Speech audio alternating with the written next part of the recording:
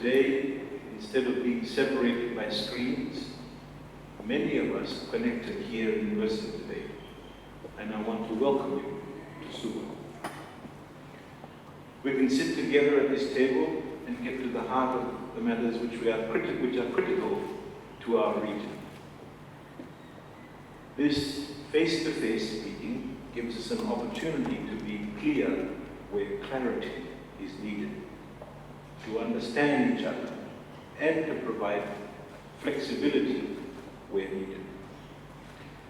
And where necessary, step out in Talanoa or take a few bowls of kava when we need to paint the picture with more clarity.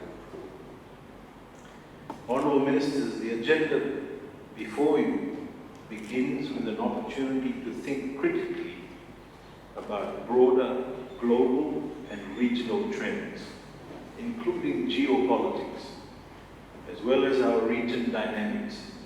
Within this context, we need to ensure that we build on our own solidarity as a Pacific family, and to set ourselves on the right course for our people and for the Blue Pacific continent. Furthermore, we will deliberate on the 2050 strategy for a Blue Pacific continent. The 2050 strategy is a critical element in our regional work and is placed to be the North Star of our future national and regional policies and development. Subsequent agenda items also invite us to review our institutional processes here at the Secretariat. We will deliberate over the report of the Forum Officials Committee on the appointment procedures for the position of the Secretary General of the Pacific Islands Forum and the implementation of the Suba Agreement. Honourable members, the Suba Agreement, as you know, is a political commitment to resolve our impasse, and most importantly, to keep our family together, while at the same time implementing some reforms that have been sought by some of our family members.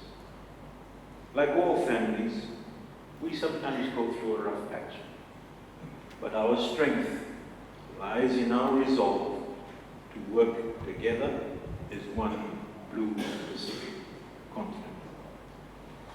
It is therefore, ladies and gentlemen, with heartfelt appreciation that I acknowledge the efforts of our leaders who, in the interests of the region and our greater good, agreed to come back to the table and through the Pacific Way and agreed to solution for the benefit of our people and our region. History has shown that the Pacific Islands Forum has been at its best in moments of challenge, when our solidarity and resolve have both been necessary and tested. Rest assured that the Forum and its Secretariat will emerge from our current challenges with renewed vigor to serve its members and to serve our people. Testament to our solidarity lies in something that I've just been through, where I headed up the Pacific delegation with respect to WTO negotiations in Geneva, and we managed to get a result.